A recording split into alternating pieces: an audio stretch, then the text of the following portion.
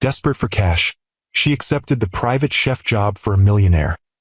Shocked he was her ex-fiancé who called her not wife material and never knew she kept his son. The universe has a way of serving justice on a silver platter. 7 years after he told her she wasn't wife material, Jasmine Reynolds found herself cooking in his kitchen, with their secret son playing in the guest house. Have you ever had to face someone who broke your heart, while keeping a secret that could shatter their world? What would you do if the man who once discarded you suddenly held your financial future in his hands? When desperation forces a talented chef to accept a job cooking for a mysterious millionaire, she never imagines it will be the ex-fiancé who humiliated her, or that he'll discover the son she never told him about. Will she protect her heart and her child? Or will this unexpected reunion offer a second chance at the family she never thought possible? Stay with me to discover how one woman's journey from heartbreak to healing serves up the sweetest revenge: forgiveness. Hello, my beautiful queens. Today's story touches something deep in all of us. That moment when life brings you face to face with your past, just when you thought you'd finally moved forward. We've all been there, haven't we? When someone decides you're not enough, not worthy of their world, and you have to rebuild yourself piece by piece. But here's what I know for sure. God doesn't make mistakes, and neither did you by choosing yourself. Sometimes the hardest table to walk away from is the one where you're being served crumbs instead of the feast you deserve. Today's story reminds us that your worth isn't determined by someone else's inability to see your value. And sometimes, the blessing you've been praying for comes wrapped in the package you least expect. So settle in, take a deep breath, and let's witness how divine timing can turn your greatest heartbreak into your most powerful testimony. If you've ever had to rebuild yourself after someone told you weren't enough, hit that like button right now. And if you know a sister who needs to hear this message of divine timing and restoration, share this video with her today. Present-day Atlanta, Georgia. The aroma of simmering collard greens filled Jasmine Reynolds' small apartment kitchen as she stirred the pot with one hand and checked her bank account on her phone with the other. The numbers hadn't changed since yesterday, still hovering dangerously close to zero. She set her wooden spoon down and closed her eyes, inhaling the familiar scent that always reminded her of Sunday dinners at her grandmother's house. "Lord, I need a miracle," she whispered, her voice barely audible over the gentle bubbling of the pot. "Mama, is dinner ready yet?" 6-year-old Ethan bounded into the kitchen. His school uniform rumpled from a day of first-grade adventures, dark eyes bright with hunger and the boundless energy only children possess. Jasmine tucked her phone away and smiled, the weight of her financial worries momentarily lifting at the sight of her son. "Almost, baby. Why don't you wash up and set the table? We're having your favorite collard greens with that special pepper sauce." "Yes." Ethan pumped his small fist in the air before scampering off to the bathroom, his footsteps echoing through their modest 2-bedroom apartment. As the water ran in the bathroom sink, Jasmine returned to her cooking, adding a pinch of red pepper flakes to the greens. Cooking had always been her sanctuary, the place where she felt most connected to her roots, to her grandmother's legacy. Big Mama had taught her that food wasn't just sustenance. It was love made tangible, history preserved in flavors, healing served on a plate. Once, she dreamed of turning that passion into a thriving soul food catering business. She'd even started planning the menu for her own wedding reception, imagining how she'd blend her grandmother's traditional recipes with her own modern twists. But dreams had a way of taking unexpected turns. 7 years ago, "You're just not wife material, Jasmine." The words had fallen from Marcus Harrington's lips with such casual cruelty that for a moment, Jasmine thought she'd misheard him. They stood in his sleek Buckhead condo, the Atlanta skyline glittering beyond floor-to-ceiling windows. Just hours earlier, she'd been finalizing their wedding menu, deciding between her grandmother's famous peach cobbler and her own bourbon bread pudding for dessert. "What did you just say?" Her voice had come out steadier than she felt, even as the floor seemed to tilt beneath her feet. Marcus had sighed, running a hand over his closely cropped hair, his expression more annoyed than remorseful. "Look, my father's bringing me into the executive team at Harrington Development. I'm going to be the face of the company's future. I need someone who fits that world." "And I don't fit?" Jasmine had asked, though she already knew the answer. She'd seen the looks from his mother at their engagement dinner, heard the whispers about the chef from South Atlanta, who'd somehow caught the heir to the Harrington real estate empire. "You know I care about you," Marcus had continued, his voice softening in a way that felt more insulting than comforting. "But marriage is about more than just feelings. It's a partnership, a business decision in many ways. And the reality is you're not the right investment for where my life is headed." The diamond ring had burned against her finger as she twisted it off and placed it on his imported marble countertop. The same countertop where she'd prepared countless meals for him, where she'd taught him how to make his grandmother's sweet potato pie when he'd confessed he missed it after she passed. "Thank you for your honesty," she'd said, gathering her purse and what remained of her dignity. "I hope you find someone who meets your investment criteria." She'd walked out without tears, saving those for the privacy of her car, where she'd sobbed until her throat was raw and her eyes were swollen. What she hadn't known then, what she would discover just days later, was that she was carrying his child. In her hurt and pride, she'd made the decision to walk away completely. If he didn't want her, she wouldn't force him to want their child. Present day. "Table's ready, Mama," Ethan called, pulling Jasmine back to the present. She smiled at her son's handiwork. Mismatched plates set with careful precision, napkins folded into triangles just like she'd taught him. Her heart swelled with love for this beautiful boy who had his father's dimples and thoughtful eyes, but, thankfully, her own resilient spirit. "Looks perfect, baby. Let's eat." Over dinner, Ethan chattered about his day at Westside Christian Academy, the private school Jasmine had sacrificed everything to keep him in. The pandemic had cost her the restaurant job she'd held for years, and though she'd picked up catering gigs and food delivery work, it wasn't enough. The tuition was 2 months overdue, and their rent wasn't far behind. "Ms. Thompson says I'm the best reader in the whole class," Ethan announced, scooping up another forkful of greens. "She let me help the other kids today." "That's wonderful, baby," Jasmine said, reaching across to wipe a bit of pot liquor from his chin. "You get that from your grandmother. Big Mama could read 3 books in a single weekend." "Was she smart like me?" Ethan asked, his eyes wide with wonder. "Even smarter," Jasmine assured him. "And she would be so proud of you, just like I am." After dinner, they washed dishes together, Ethan standing on a step stool, carefully rinsing each plate before handing it to his mother. These small rituals anchored their days, gave structure to a life that sometimes felt like it might unravel at any moment. Later, after tucking Ethan into bed with prayers and a story, Jasmine returned to her laptop at the kitchen table. The job search had become a nightly ritual, scrolling through listings, sending applications into the void, praying for responses that rarely came. "Just one break, Lord," she murmured, rubbing her tired eyes. "That's all I'm asking for." Her phone pinged with an email notification. Probably another rejection, she thought, but clicked anyway. "Ms. Reynolds, your culinary resume has been brought to our attention for a private chef position with one of Atlanta's most discerning clients. The position offers competitive compensation, $85,000 annually, full benefits, and includes living accommodations in a private guest house on the estate. Our client values discretion and prefers to maintain privacy, so there will be no in-person interview. If interested, please review the attached contract and respond by tomorrow. Regards, Elite Staffing Solutions." Jasmine stared at the screen, heart racing.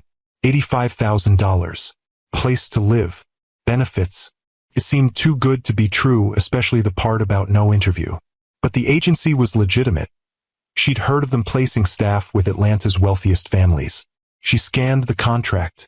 The client remained unnamed, listed only as Buckhead Estate Holdings, LLC. The job required her to live on-site 5 days a week, with weekends free.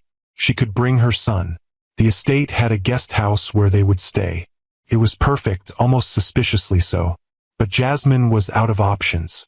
"Lord, if this door is from you, let it be a blessing," she whispered, signing the contract with shaking hands before she could talk herself out of it.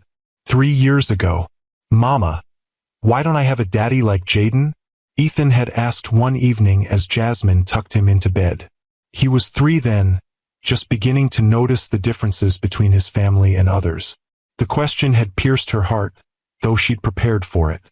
You do have a daddy, baby. He just lives far away. Why doesn't he visit me? Doesn't he like me? Jasmine had gathered her son close, breathing in the sweet scent of his baby shampoo.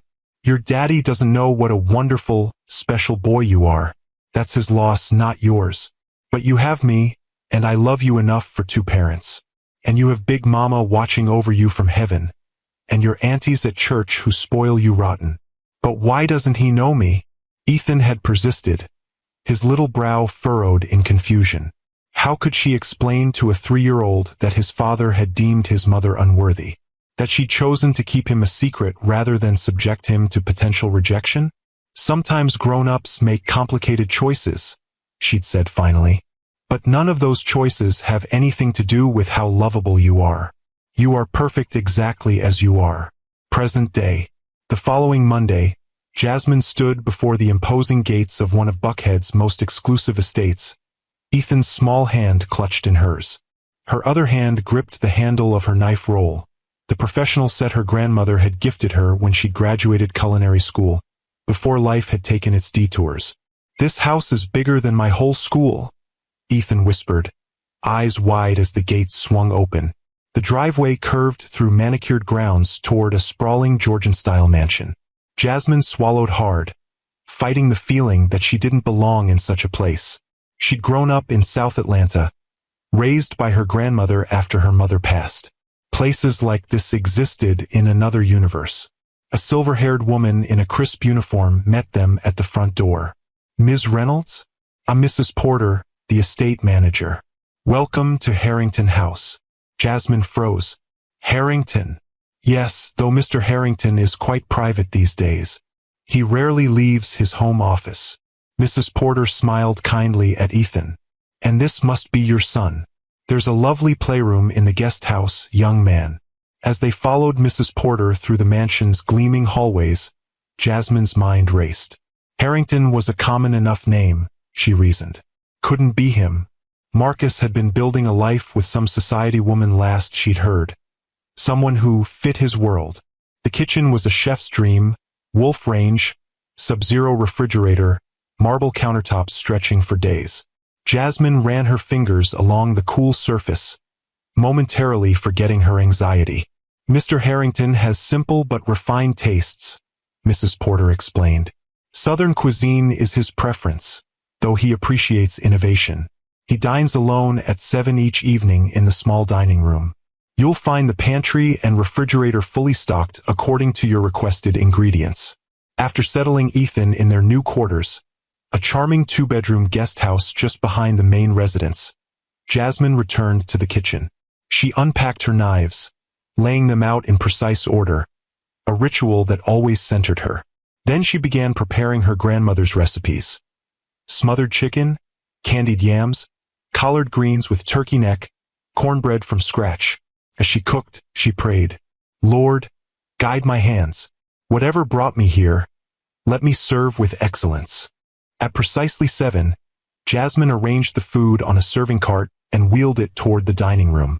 The house was quiet except for the soft classical music drifting from somewhere upstairs. She entered the dimly lit dining room and began setting out the dishes on the table, which was set for 1. Smells just like home. The deep voice from the doorway sent a shock through Jasmine's body. She knew that voice, had once loved that voice, though it sounded older, perhaps a bit rougher around the edges. She turned slowly, her worst fears confirmed as Marcus Harrington stepped into the light. He looked different, silver threading his temples, lines around his eyes that hadn't been there 7 years ago, a certain weariness in his posture. But those eyes, those deep brown eyes that she saw every day in her son's face, were unmistakable. Jasmine? He breathed, looking as stunned as she felt. The serving spoon clattered from her hand to the hardwood floor. I didn't know, she managed. The contract didn't specify. I had no idea they'd send you, Marcus said, taking a step forward. I just told the agency I wanted someone who could cook Southern food. Real Southern food. Like your mama used to make? Jasmine finished bitterly, finding her voice. Except I'm good enough to cook for you, but not good enough to marry? Marcus flinched as if she'd slapped him. Jasmine, that was... I should go. She turned to leave, but his voice stopped her. Please don't. The food, it looks amazing. And we have a contract. Jasmine closed her eyes, thinking of Ethan, of the overdue tuition, of their nearly empty bank account. She couldn't walk away from this opportunity, no matter how painful. Fine, she said, straightening her shoulders. I'll fulfill my professional obligations. But that's all this is, professional. She left him standing there, surrounded by the comfort food of his childhood, and retreated to the kitchen where she could breathe again. Leaning against the counter, she pressed a hand to her racing heart. What are you doing, Lord? She whispered to the ceiling. What kind of test is this? Of all the kitchens in all of Atlanta, she'd ended up in his. The man who'd broken her heart, who'd deemed her unworthy, who had no idea he had a son sleeping just yards away in the guest house. It felt like some cosmic joke, or perhaps divine intervention of the most mysterious kind. Jasmine took a deep breath, steadying herself. She'd survived worse than this. She'd given birth alone, raised a child alone, built a life alone. She could certainly cook meals for Marcus Harrington without falling apart. But as she cleaned up the kitchen, her hands trembled slightly. The past she'd worked so hard to leave behind had suddenly caught up with her, and she had no idea what tomorrow would bring. For 2 weeks, Jasmine maintained a careful distance. She prepared exquisite meals, left them in the dining room, and retreated to the guest house where Ethan was settling into their new routine. She'd enrolled him in virtual school temporarily, planning to drive him to Westside once she received her first paycheck and could clear the tuition debt. Each morning, she'd rise before dawn, say her prayers, and slip into the main house while Ethan still slept. By the time he woke, she'd have breakfast waiting in their guest house, and Mrs. Porter would look in on him during the brief periods when Jasmine needed to be in the main kitchen. You're a blessing, Jasmine told the older woman one afternoon. I don't know how I'd manage without your help. Mrs. Porter smiled, her eyes crinkling at the corners. That boy of yours is a delight. Reminds me of my grandsons at that age. Full of questions and energy. He's my whole world, Jasmine said softly. And his father? Mrs. Porter asked gently. Is he in the picture? Jasmine's hands stilled on the dough she was kneading. No, it's just us. The older woman nodded, not pressing further. Well, you've done a fine job with him. That's clear to anyone with eyes. But Marcus made distance difficult. He began appearing in the kitchen while she cooked, asking questions about ingredients, complimenting her techniques. At first, she answered with clipped professionalism, but his persistence wore at her defenses. 5 years ago, I don't need a man to complete me, Jasmine had declared to her best friend Tanya over coffee, while their toddlers played nearby. Ethan and I are just fine on our own. Tanya had given her a knowing look. Nobody's saying you need completing, girl. But even the strongest trees bend in the storm sometimes. It's okay to admit you're tired. And she had been tired, bone-deep exhausted from working double shifts at the restaurant. From night feedings and early mornings. From carrying the weight of every decision alone. But admitting that felt like failure somehow, like proving Marcus right about her not being enough. I'm not tired, she'd insisted, even as her eyes burned from lack of sleep. I'm blessed. Present day. My grandmother taught me to cook, Jasmine explained one afternoon as Marcus watched her roll out biscuit dough. She hadn't meant to engage in conversation, but cooking always loosened her tongue, and the question about her technique had been genuine. After Mama died, Big Mama raised me on love and good food. I remember you talking about her, Marcus said quietly.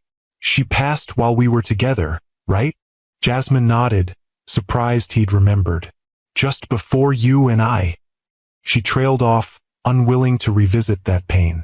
Before I made the biggest mistake of my life, Marcus finished. Jasmine's hands stilled on the dough. Don't do that. Don't try to rewrite history. I'm not. I'm just acknowledging the truth. He leaned against the counter, careful to maintain space between them. I was young, foolish, and under pressure from my family to marry the right kind of woman. My father had just brought me into the business, and I was desperate to prove myself. So I was a liability? Jasmine resumed cutting biscuits, pressing the cutter with more force than necessary. No, you were real, too real for the fake world I was trying to inhabit. Marcus ran a hand over his face. It took me years to realize what I'd thrown away.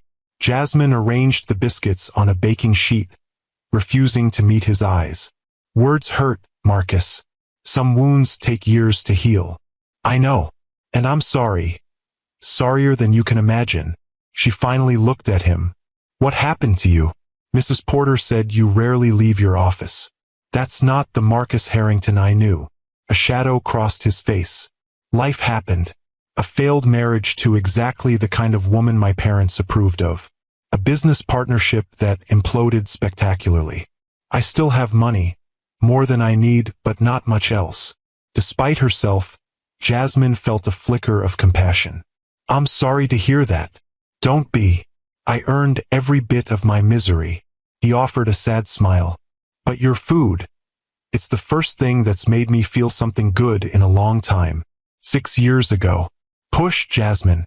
One more big push, the midwife had urged. Alone in the delivery room except for the medical staff, Jasmine had gathered her remaining strength and pushed with everything she had. The pain had been transcendent, beyond anything she'd imagined. But then came the cry, that first indignant wail of new life, and suddenly nothing else mattered.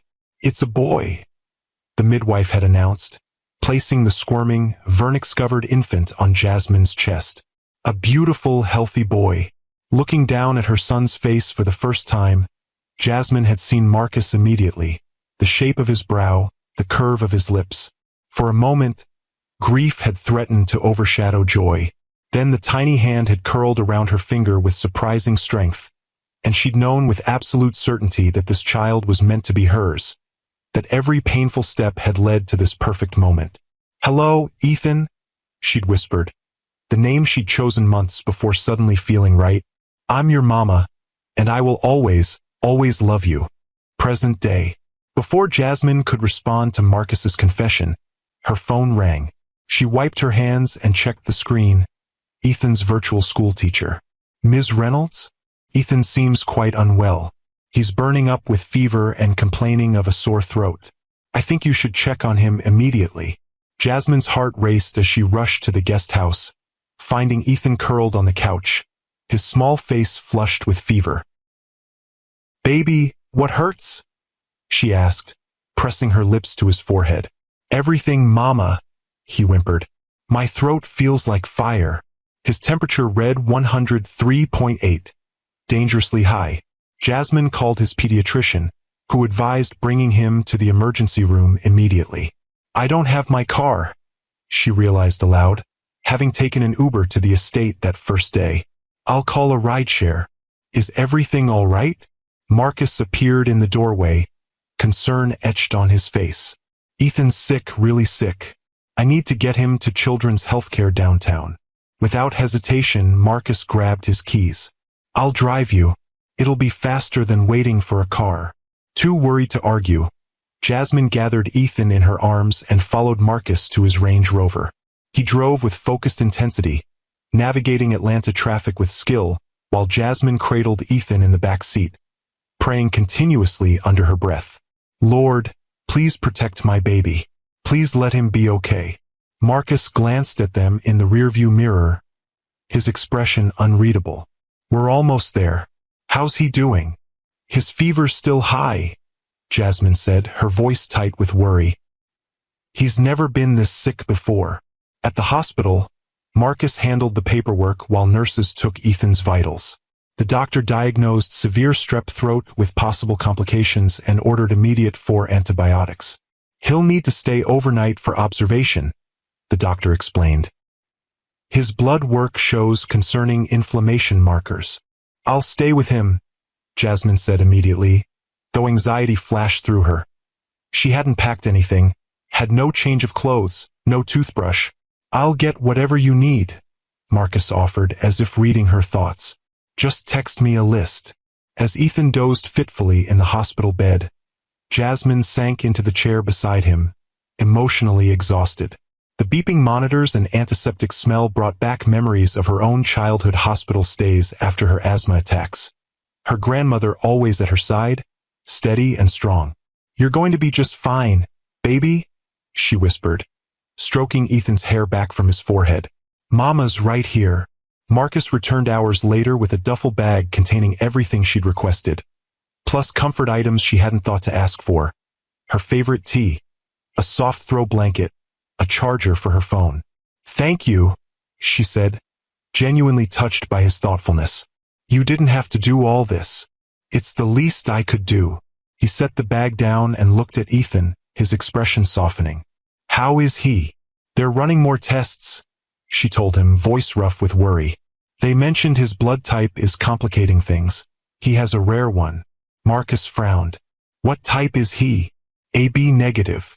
Only about 1% of the population has it." Marcus went very still. "That's my blood type." Jasmine's heart stuttered. She'd always known, of course, had seen it on Ethan's birth certificate and recognized the significance. But hearing Marcus say it made the reality inescapable.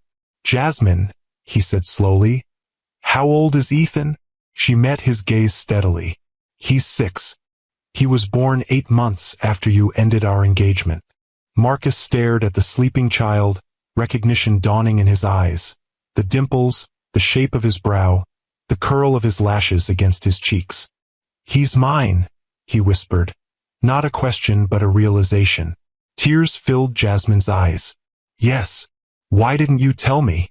You made it very clear I wasn't what you wanted," she said, her voice breaking. "I found out I was pregnant right after you left.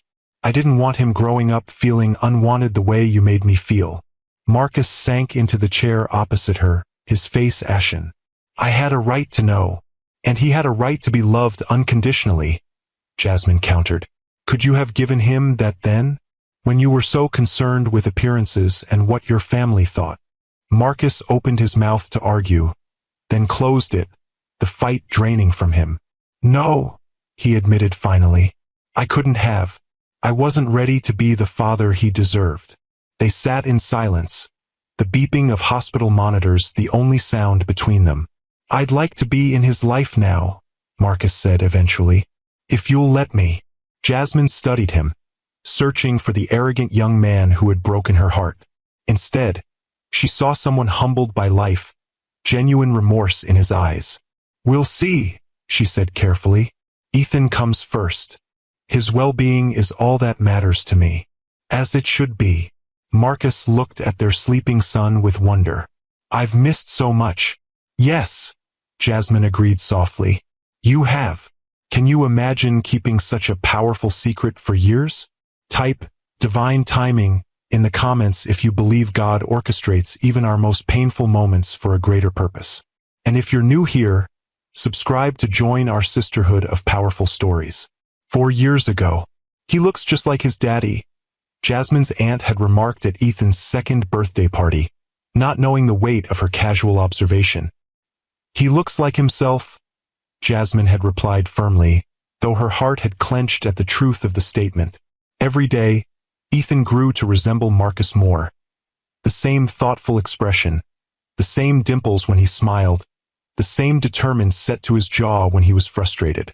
Sometimes, catching these glimpses of Marcus in their son brought a bittersweet ache. Not regret exactly, but a wistfulness for what might have been if Marcus had been a different man, if she had been the kind of woman his family deemed acceptable. "You ever think about reaching out to his father?" her aunt had pressed. "A boy needs his daddy. A boy needs people who love him unconditionally," Jasmine had corrected. "Ethan has that in abundance." Present day. The next morning, the doctor confirmed Ethan was responding well to treatment. His fever had broken, and he could go home the following day if his improvement continued. "You're the chef at my house," Ethan said when he finally noticed Marcus sitting quietly in the corner of the hospital room. "Do you know you have the same dimples as me?" Marcus smiled, revealing the matching indentations. I just found out that's because I'm your dad. Ethan's eyes widened. For real? Mama said my dad lived far away. Jasmine winced. It had been a gentle fiction to spare her son the pain of rejection. I did live far away, Marcus said carefully. Not in distance, but in my heart. I was lost for a long time, but I'd like to be in your life now, if that's okay with you and your mom. Ethan considered this with the solemn thoughtfulness that always reminded Jasmine of Marcus at his best moments. Do you know how to play Minecraft? Ethan asked finally. Marcus laughed, relief evident in his face.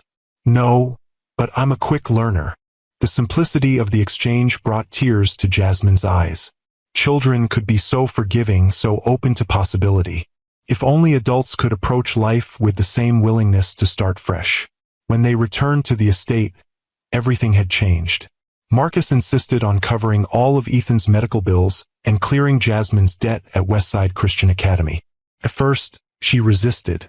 I don't want your money, Marcus. It's not about the money, he countered. It's about responsibility. He's my son too, Jasmine. Let me do this one thing, at least. Reluctantly, she agreed, but only for Ethan's sake. The relief of knowing his school tuition was paid, that she wouldn't have to worry about medical bills on top of everything else, was undeniable. In the days that followed, Marcus made good on his promise to learn Minecraft. Jasmine would find them in the guest house living room, heads bent together over Ethan's tablet, her son patiently explaining the game's intricacies to his father. You have to mine the diamonds with an iron pickaxe, Ethan instructed. See? Like this.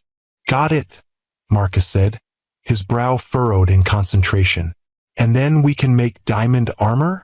Exactly. You're learning fast for an old person. Marcus laughed, the sound freer than Jasmine had heard since arriving at the estate. Thanks, I think. Watching them together stirred complicated emotions in Jasmine's heart. Joy for Ethan, who deserved to know his father. Wariness for herself, remembering the pain Marcus had caused.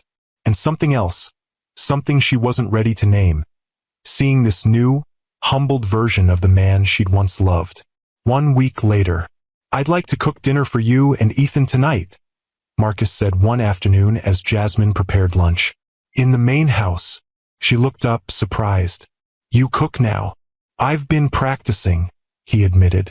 Nothing fancy, but I can manage spaghetti without burning down the kitchen. The thought of Marcus Harrington, who once couldn't boil water without assistance. Cooking for them made Jasmine smile despite herself. Ethan loves spaghetti. I know. He told me it's his second favorite after your mac and cheese. The fact that Marcus had been paying attention to their son's preferences, learning about him, touched something in Jasmine she'd thought long buried. All right, she agreed. Dinner would be nice. That evening, they gathered in the formal dining room, though Marcus had made it less intimidating by using colorful plates and playing Ethan's favorite music softly in the background. The spaghetti was simple but good. The sauce clearly from a jar but doctored with fresh herbs and spices. This is delicious, Mr. Marcus, Ethan declared, twirling pasta around his fork with concentration. Thank you, buddy. And you can call me Dad, if you want to. Marcus glanced at Jasmine, seeking approval. If that's okay with your mom. Jasmine nodded, her throat tight with emotion. Whatever Ethan is comfortable with. Ethan considered this seriously. I think I'll try Dad, and see how it feels. After dinner, as Ethan helped clear the table, a chore Jasmine had instilled in him early, Marcus turned to her. Thank you, he said quietly, for raising such an amazing kid, for being here despite everything. I know I don't deserve either of you in my life. This isn't about what you deserve, Jasmine replied. It's about what Ethan deserves. He deserves to know his father, and you seem genuinely interested in being that for him. I am. More than anything. Marcus hesitated, then added, And what about you, Jasmine? What do you deserve? The question caught her off guard. For so long, she'd focused solely on Ethan's needs, putting her own aside. What did she deserve? Peace, certainly. Respect. A life without constant financial struggle. But love? That seemed like a luxury she'd stopped allowing herself to consider. "I deserve to be valued for exactly who I am," she said finally. "Not changed or molded to fit someone else's expectations." Marcus nodded slowly. "You always deserved that. I was too blind to see it then." Before she could respond, Ethan returned from the kitchen, yawning widely. "I'm tired, Mama. Can we go home now?" "Of course, baby." She rose, grateful for the interruption.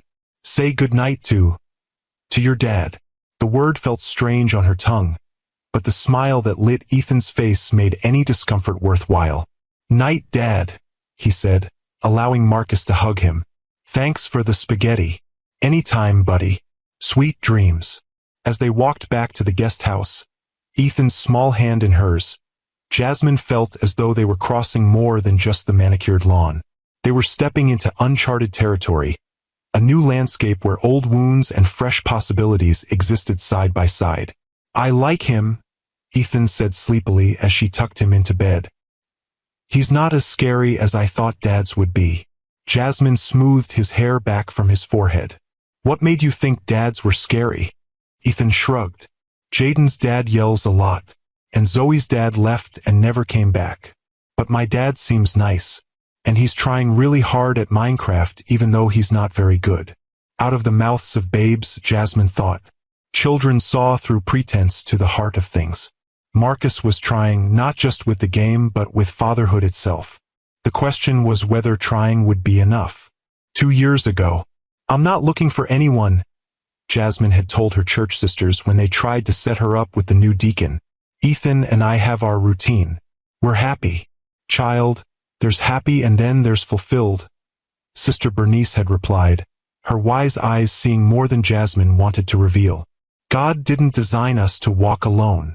"I'm not alone," Jasmine had insisted. "I have Ethan, I have all of you, I have my church family. And that's a blessing," Sister Bernice had acknowledged. "But there's a difference between being surrounded by love and sharing your journey with a partner. Someone to help carry the load when it gets too heavy." Jasmine had smiled politely but changed the subject. The truth was, she'd built walls around her heart so high and so thick that the idea of letting someone scale them terrified her. What if she opened herself up only to be found wanting again? What if she trusted and was betrayed? Better to focus on what she could control, raising her son, building her career, strengthening her faith. Present day. Over the next few weeks, a new routine emerged. Jasmine still prepared Marcus's meals, but now they often ate together as a family.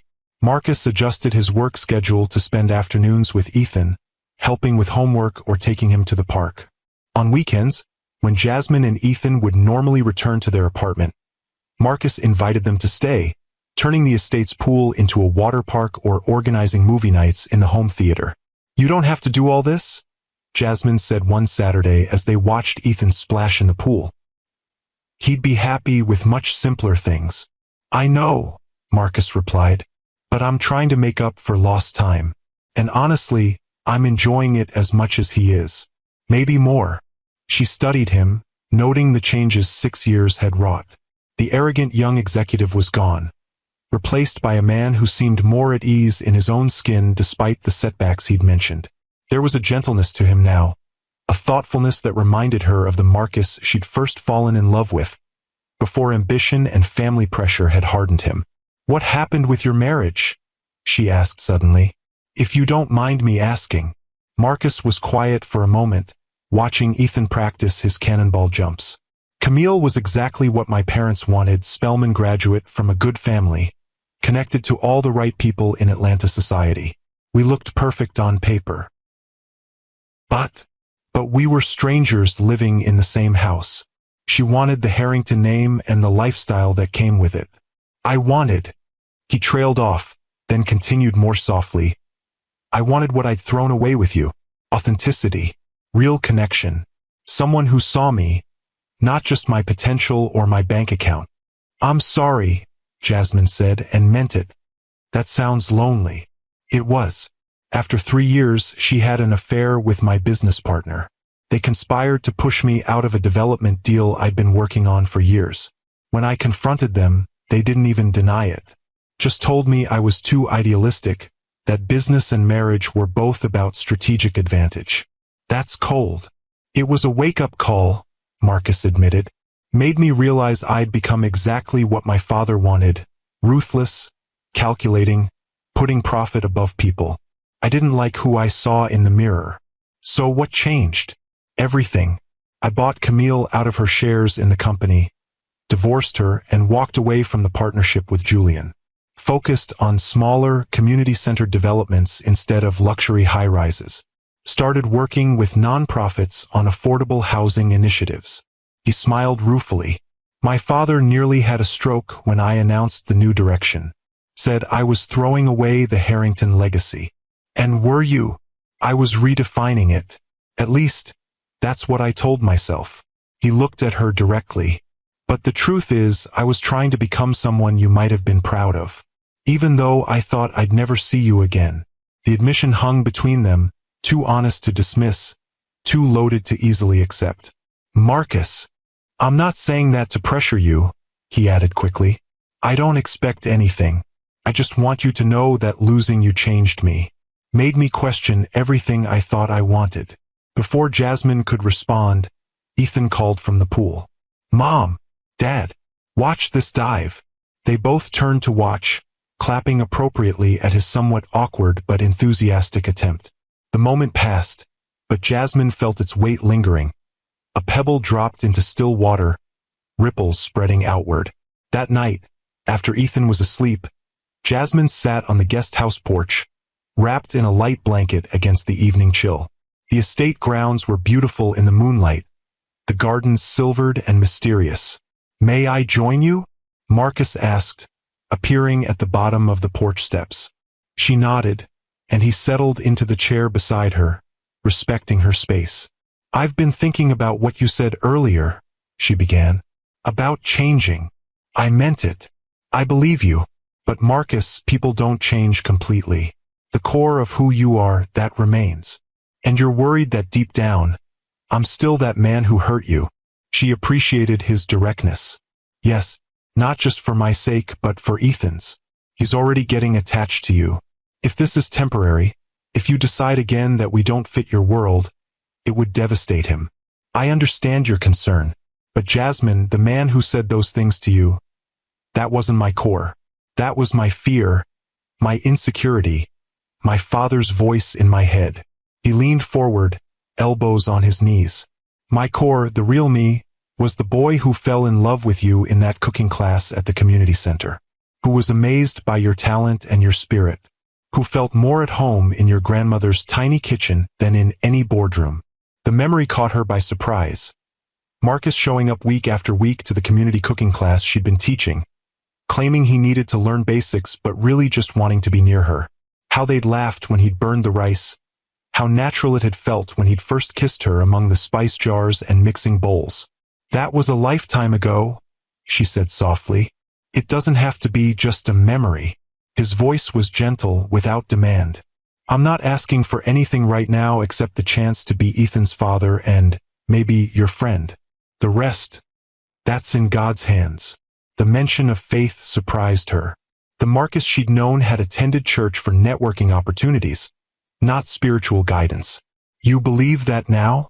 That God has a plan? He nodded. Hard not to, when he led you right back to my door after all these years. With our son. Marcus stood, respecting the boundaries she'd set. Good night, Jasmine. Thank you for sharing Ethan with me. As he walked back toward the main house, Jasmine found herself wondering if people really could change at their core. Or if perhaps what changed was not the essence but the layers of pretense and fear that covered it. Maybe the real Marcus had been there all along, buried beneath expectations and ambition, waiting to emerge. 1 month later. I have a proposition for you, Marcus said one evening as they cleaned up after dinner. Ethan was in the living room, absorbed in a book for school. That sounds ominous, Jasmine replied, only half joking. It's not, I promise. He handed her a folder. Take a look. Inside were architectural renderings of a beautiful restaurant space, with seasoned with grace, emblazoned across the top in elegant script. What is this? I own a building in Castleberry Hill that's being renovated. The ground floor would make a perfect restaurant space. His eyes were bright with excitement. I've heard you talk about your dream of opening a place that honors your grandmother's recipes while adding your own modern twist. This could be it. Jasmine stared at the renderings, her heart racing. The space was beautiful. Exposed brick walls, large windows, an open kitchen where diners could watch the magic happen. Exactly what she'd always envisioned. Marcus, I can't accept this. You're not accepting anything. It's an investment opportunity. I provide the space and initial capital, you provide the talent and vision. We'd be partners. He hesitated. Business partners, to be clear. No strings attached. Why would you do this? Because you're brilliant, Jasmine. Your food isn't just delicious. It tells a story. It connects people to their roots. It creates community. That deserves a platform. He smiled. And selfishly, I'd get to eat your cooking whenever I want. She laughed despite herself. That's a lot of smothered chicken. I can think of worse fates. Jasmine traced the restaurant name with her finger. Seasoned with grace. Do you like it? I remembered something your grandmother used to say. Life seasons you with trials, but God covers you with grace. Jasmine finished, tears springing to her eyes. She said that all the time. It seemed fitting. But if you hate it, I don't hate it. It's perfect. She looked up at him. But Marcus, this is a huge commitment. What if things change between us? What if this arrangement with Ethan gets complicated? Then we handle it like adults. The restaurant would be yours, Jasmine.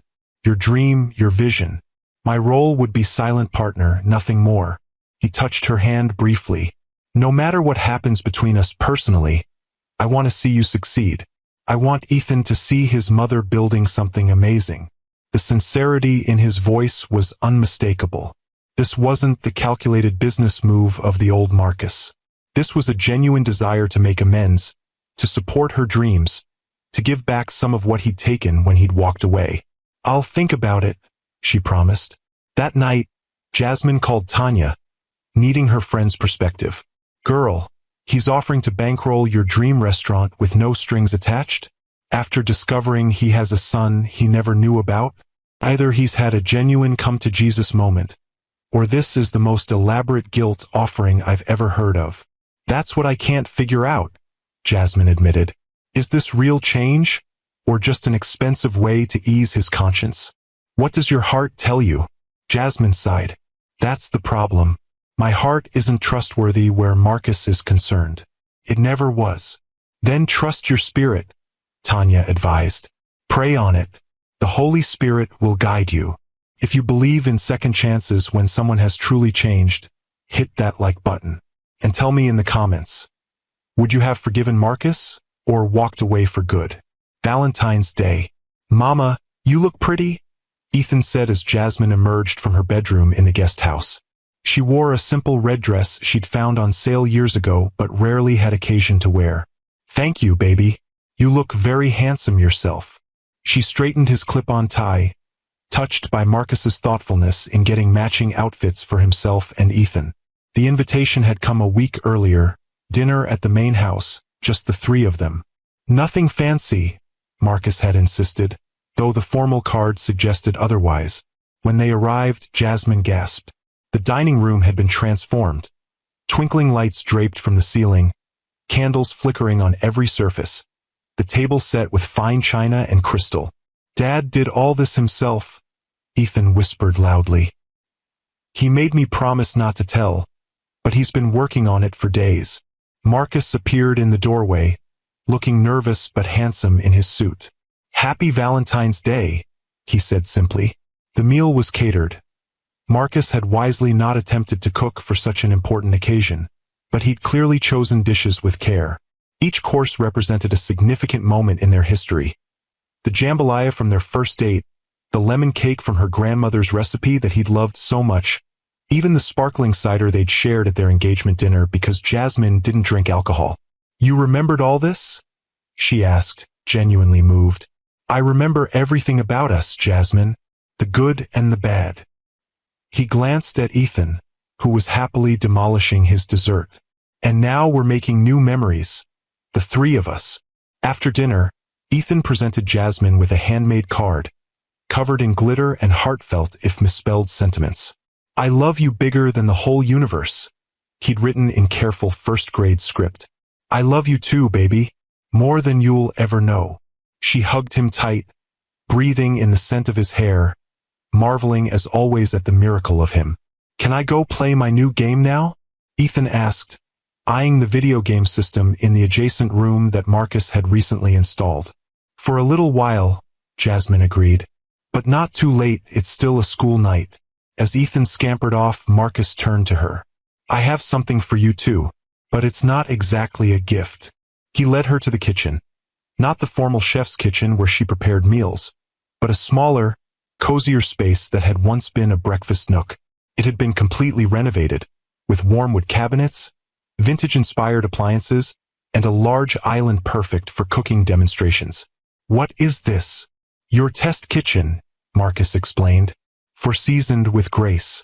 I know you haven't given me an answer yet about the restaurant, but I thought having a space to develop recipes, film cooking videos for social media, maybe even start a cookbook. It might help you decide. Jasmine ran her hand along the smooth countertop, emotion welling in her throat. It was perfect, intimate but professional, exactly the kind of space she dreamed of working in. Marcus, I don't know what to say. You don't have to say anything right now. He took her hands in his. Jasmine, these past 2 months have been the happiest of my life. Being with you and Ethan, watching you cook, hearing you laugh. It's shown me what really matters. He reached into his pocket and pulled out a small velvet box. Jasmine's heart stuttered. This isn't what you think, he said quickly, opening it to reveal not a ring but a key. It's the key to the restaurant space. Whether you want to be business partners, friends, or something more, the space is yours. I've already transferred ownership to your name. You what? Jasmine stared at him in disbelief. The building is still mine, but the restaurant space belongs to you now. No strings, no conditions. Your dream on your terms. Tears filled her eyes. Why would you do this? Because 7 years ago, I was too blind to see your worth. Too foolish to understand that success isn't measured in square footage or social connections. He touched her cheek gently. You were always wife material, Jasmine. You were always everything. I was just too broken to recognize it. His voice caught. I'm not asking for your forgiveness or for another chance. I just want you to have the opportunity to build something that honors your grandmother's legacy and your own incredible talent. Jasmine looked down at the key in her palm, its weight seemingly greater than its small size would suggest. This wasn't just a key to a building. It was a key to possibilities, to the dream she'd set aside when life had taken unexpected turns. I don't know what to say, she whispered. You don't have to say anything right now, Marcus assured her. Take your time. Think about it. Pray about it. Whatever you decide, the space is yours. She closed her fingers around the key, feeling its edges press into her palm. Thank you. It's the most thoughtful thing anyone has ever done for me. They stood in silence for a moment, the air between them charged with unspoken emotions. Then, from the other room, came Ethan's delighted laugh, breaking the tension. I should check on him, Jasmine said, grateful for the excuse to step back, to breathe, to process the magnitude of what Marcus had just offered. Of course. Marcus nodded, understanding in his eyes. It's getting late anyway. I should let you two get back to the guest house. As they walked toward the living room, Jasmine found herself studying Marcus's profile. The man beside her was both familiar and strange. The same features she'd once memorized with loving fingers, but softened now by time and experience, humbled by failure, deepened by regret. Could people truly change? Or did they simply become more fully themselves? The pretense and performance stripped away by life's harsh lessons. 7 years ago, the day after the breakup. He's not worth your tears, Big Mama had said, finding Jasmine curled on her couch, eyes swollen from crying. Any man who can't see your light doesn't deserve to bask in it. I thought he was the one, Jasmine had whispered, her voice raw. "I thought we were building something real." Big Mama had settled her substantial frame beside Jasmine, the couch creaking in familiar protest. "Baby girl, sometimes God has to close a door to open the right window. You remember how your granddaddy used to say the Lord works in mysterious ways?" Jasmine had nodded, though at that moment, the mystery felt more like cruelty. "Well, this is one of those times. You can't see it now, but someday you'll look back and understand why this had to happen. I don't think I'll ever understand why he stopped loving me." Big Mama had taken Jasmine's face between her weathered hands. "Child, that man didn't stop loving you. He never started. What he loved was the idea of you, the pretty girl who could cook like an angel, who made him feel good about himself. But real love? Real love sees all of you. The good, the bad, the messy parts, and chooses you anyway. Real love doesn't walk away when things get inconvenient." Present day. "Dad, look. I beat the level." Ethan's excited voice pulled Jasmine from her memories. He was bouncing on the couch, controller in hand, looking to Marcus for approval. "That's awesome, buddy." Marcus high-fived him, his face alight with genuine pride. "You're getting really good at this. Can I show Mom the cool move I learned?" "It's pretty late, buddy," Marcus said gently. "Maybe tomorrow? You've got school in the morning." Ethan's face fell slightly, but he nodded. "Okay.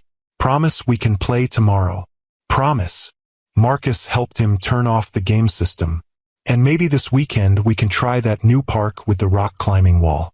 If that's okay with your mom," he added, glancing at Jasmine. She nodded, touched by his consistent deference to her parental authority. "That sounds fun. But only if you finish your book report first." "I will." Ethan hugged Marcus impulsively. "Night, Dad. Thanks for the Valentine's dinner." "You're welcome, son." Marcus's voice was thick with emotion as he returned the hug. "Sweet dreams." As they walked back to the guest house, Ethan's hand warm in hers, Jasmine felt a strange sense of peace settling over her. Not resolution.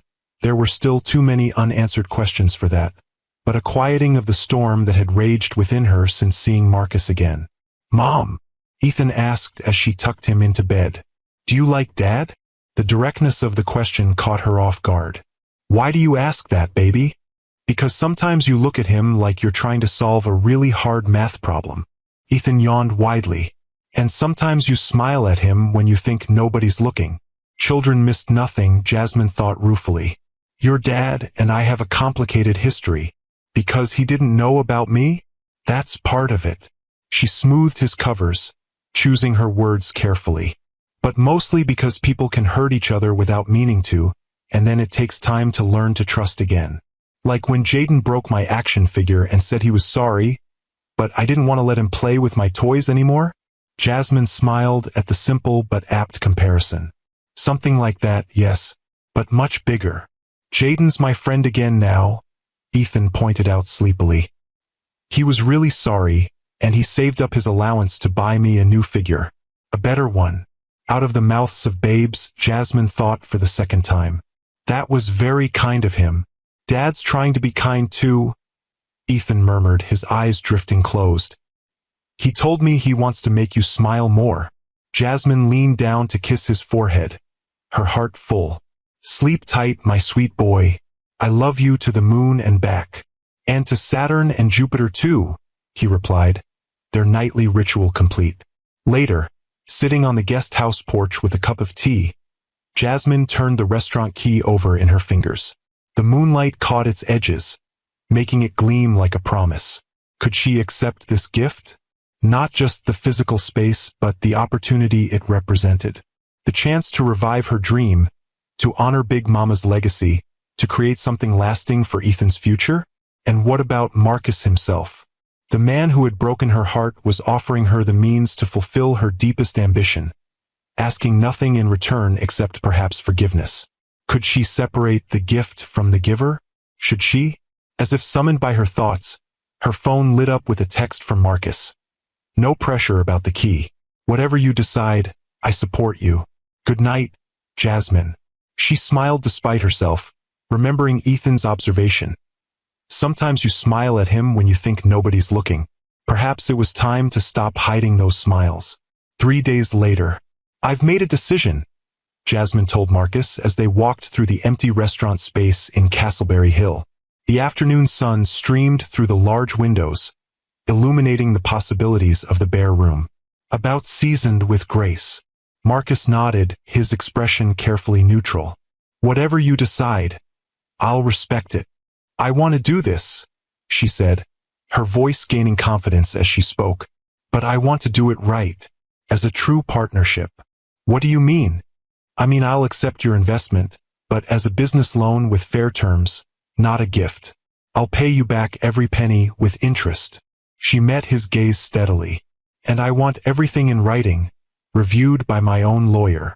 A slow smile spread across Marcus's face. You've been talking to Tanya. Jasmine laughed, surprised he remembered her best friend's profession.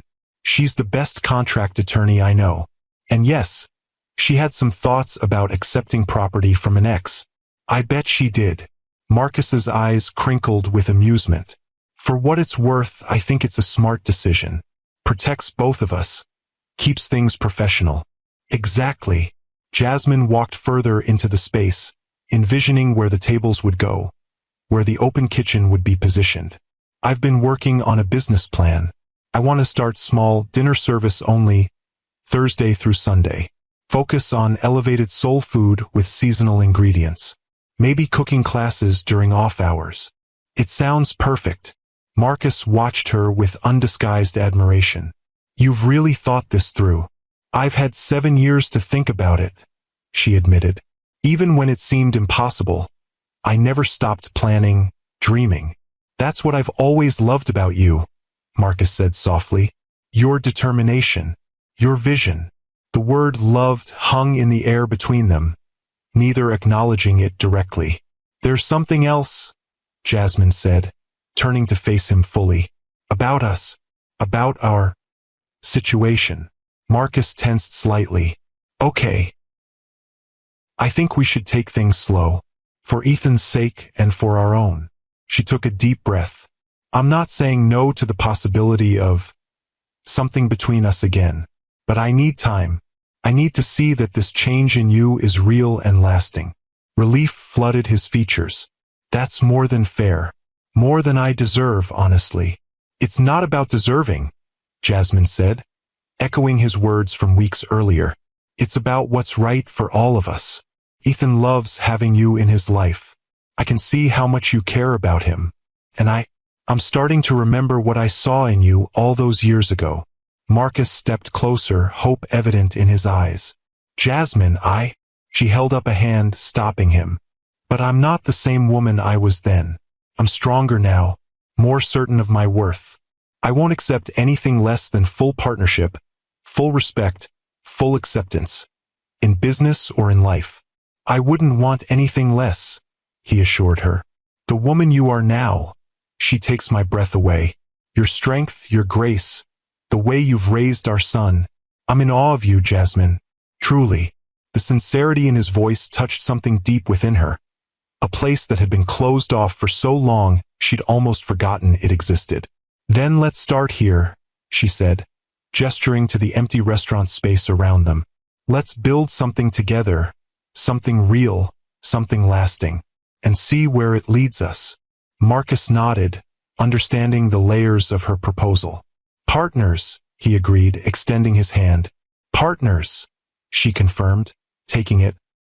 His palm was warm against hers, the contact sending a familiar yet new sensation up her arm. For a moment, they stood connected in the sunlit space, surrounded by possibility. Then Jasmine gently withdrew her hand, not ready yet for prolonged contact, for the memories it might awaken. I should pick up Ethan from school, she said. But I'll have Tanya draft the partnership agreement this week. I'll look forward to it. Marcus walked her to the door. Jasmine, thank you for giving me a chance to be part of Ethan's life, and for considering giving me a second chance with you. She smiled, allowing herself to really look at him, the man he'd become, not the ghost of who he'd been. Sometimes the hardest ingredients to work with create the most extraordinary flavors. My grandmother taught me that. 6 months later, 5 minutes to opening, Jasmine called, her voice carrying through the bustling kitchen of Seasoned with Grace. The staff, a mix of culinary school graduates and community members she trained herself, moved with practiced efficiency, putting final touches on the evening's dishes. The journey to this moment had been intense, months of renovation, recipe testing, staff hiring and training.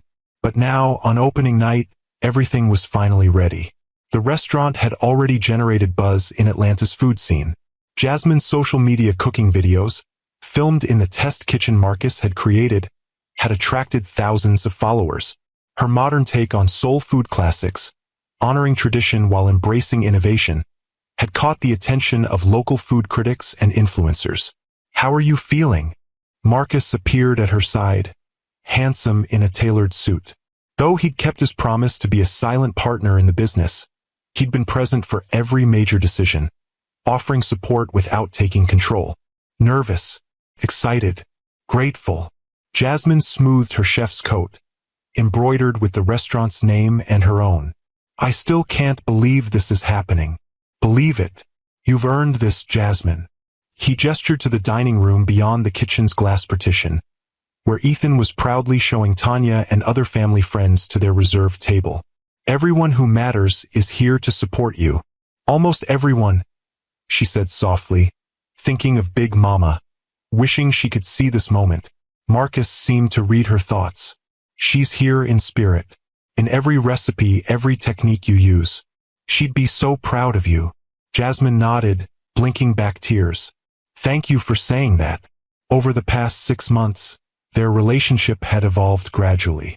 Professional partnership had given way to cautious friendship, and friendship had slowly blossomed into something more. They'd taken it one step at a time. Family dinners, outings with Ethan, and eventually quiet evenings alone after their son was asleep. They'd talked for hours, excavating old wounds, examining past mistakes, sharing the growth and changes of the years they'd spent apart. Marcus had opened up about his father's relentless pressure, his own insecurities, the emptiness of his marriage to Camille. Jasmine had shared her fears and struggles as a single mother, her determination to succeed despite the odds, her journey back to faith when everything seemed darkest. Healing had come slowly in small moments of vulnerability and trust. The first time she'd allowed him to hold her hand during a movie. The Sunday he'd joined them at church, sitting beside them in the pew as if he belonged there.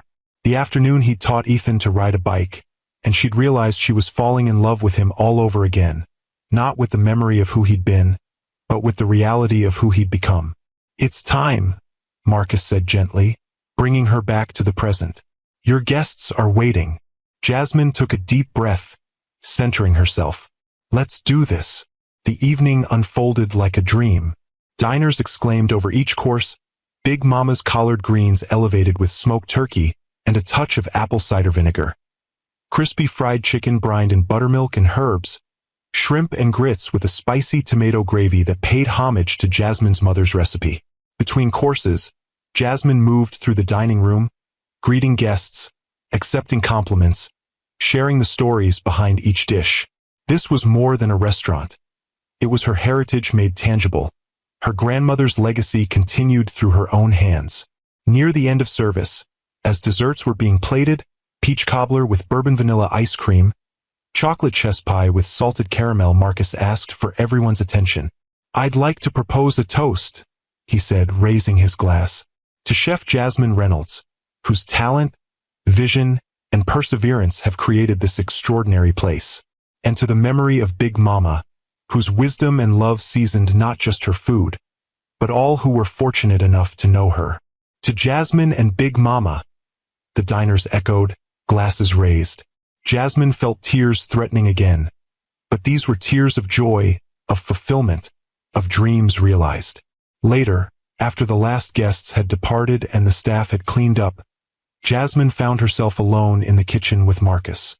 Ethan had gone home with Tanya for a sleepover, giving his parents a rare night to themselves. "You did it," Marcus said, pride evident in his voice. Opening night was a triumph. We did it, Jasmine corrected, including him in the success. I couldn't have done this without you. Yes, you could have, he countered. Maybe not this quickly or in this particular space, but you would have found a way. That's who you are, Jasmine. Unstoppable when you set your mind to something. She smiled, accepting the compliment. Maybe, but I'm glad I didn't have to do it alone. Marcus stepped closer, taking her hands in his. There's something I've been wanting to ask you. Tonight seems like the perfect time. Jasmine's heart quickened. Marcus. These past 6 months have been the happiest of my life, he said softly. Watching you build this restaurant, being Ethan's father, earning back your trust bit by bit. It's shown me what really matters. He reached into his pocket and withdrew a small velvet box. Unlike on Valentine's Day, this time when he opened it, a ring nestled inside. Not an ostentatious diamond like the one he'd given her 7 years ago, but a vintage-looking band with a pearl surrounded by tiny sapphires. It was Big Mama's, Jasmine whispered, recognizing the ring her grandmother had worn every day of her married life. How did you? I asked Tanya to help me find it, Marcus explained. She said your aunt had been keeping it for you. Tears filled Jasmine's eyes as Marcus knelt before her on the kitchen floor, the heart of her new restaurant, the place where her passion and heritage came together. Jasmine Reynolds, he said, his voice steady but filled with emotion. You were always wife material. You were always everything. I was just too blind and foolish to see it. These past months have shown me what true partnership looks like, supporting each other's dreams, respecting each other's strengths, growing together through challenges. He took a deep breath. I'm not the same man who hurt you 7 years ago. Life has seasoned me with trials, but God has covered me with grace. Just like your grandmother always said. I promise to love you and Ethan with everything I am, to honor your strength and independence, to be the partner you deserve in all things. He held up the ring, Big Mama's pearl gleaming in the kitchen's soft light. Will you marry me, Jasmine? Will you let me spend the rest of my life proving that I see your worth, that I cherish who you are, exactly as you are? Jasmine looked down at the man before her. Not the arrogant young executive who had broken her heart, but a humbled, faithful man who had earned her trust through consistent action, who loved their son with his whole heart, who had supported her dreams without trying to control them. Yes, she said, her voice clear and certain. Yes, I will marry you. As he slipped Big Mama's ring onto her finger. A perfect fit, as if it had been waiting all along for this moment. Jasmine felt a sense of completion, of divine timing. The journey hadn't been what she'd expected, but it had led her exactly where she needed to be. Marcus stood and gathered her in his arms, his kiss tender yet passionate, a promise of the life they would build together. I love you, he whispered against her lips. Thank you for giving me a second chance. I love you too, she replied, the words feeling both familiar and brand new. And thank you for showing me that sometimes, the blessing you've been praying for comes wrapped in the package you least expect. 3 months later, by the power vested in me, I now pronounce you husband and wife, Pastor Williams declared, beaming at the couple before him. Marcus, you may kiss your bride.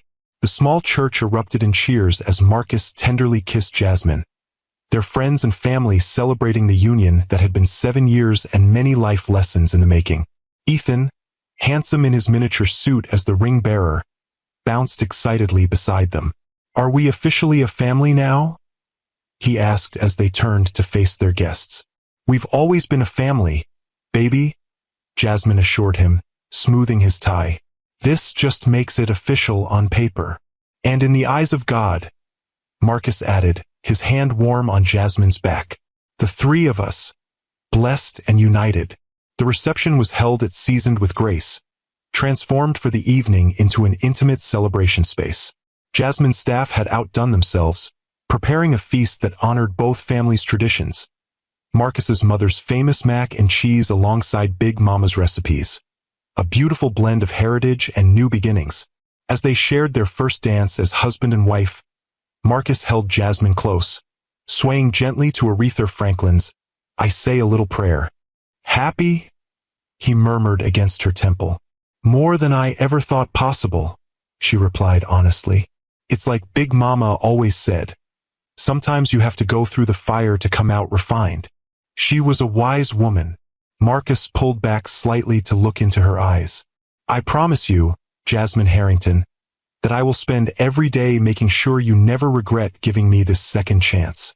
And I promise you, she returned, that I will never let you forget how far we've come, how much we've grown, how blessed we are to have found our way back to each other. Later, as they cut their wedding cake, a stunning creation by Jasmine's pastry chef, incorporating elements of both their favorite desserts, Tanya raised her glass for a toast. To Jasmine and Marcus, she began, her voice carrying across the restaurant.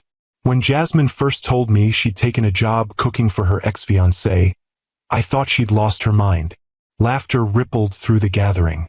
But watching their journey these past months has taught me something profound about divine timing and second chances. She turned to the couple, her expression softening. Sometimes, the ingredients of your past are exactly what you need to create the feast of your future. You too have taken hurt and disappointment and transformed them into something beautiful. Not just this amazing restaurant, but a love that's stronger for having been tested by fire. Jasmine leaned against Marcus's shoulder, feeling the solid strength of him, the steadiness that had replaced his former restless ambition. Across the room, Ethan played with his cousins, his laughter a reminder of the unexpected blessing that had come from their painful separation. God doesn't make mistakes, Tanya continued, echoing the words Jasmine had clung to during her darkest days. And neither did you, Jasmine, by choosing yourself 7 years ago. That choice led you here, to a man who truly sees your worth, to a business that honors your heritage, to a life seasoned with trials but covered, always, with grace. As glasses were raised around them, Jasmine and Marcus shared a private look, one that acknowledged the long road behind them and the promising journey ahead. They had been broken apart and brought back together, not by chance but by purpose, not by accident but by design. In the kitchen of her dreams, surrounded by loved ones, wearing her grandmother's ring, Jasmine felt the fullness of Big Mama's wisdom. Life seasons you with trials, but God covers you with grace. And sometimes, the blessing you've been praying for comes wrapped in the package you least expect. If this story touched your heart, subscribe to Timeless Love Tales with Mr. Harrison for more powerful stories of resilience, redemption, and divine restoration. Remember, Queens, sometimes the ingredients of your past are exactly what you need to create the feast of your future. God bless you all, and I'll see you in the next story.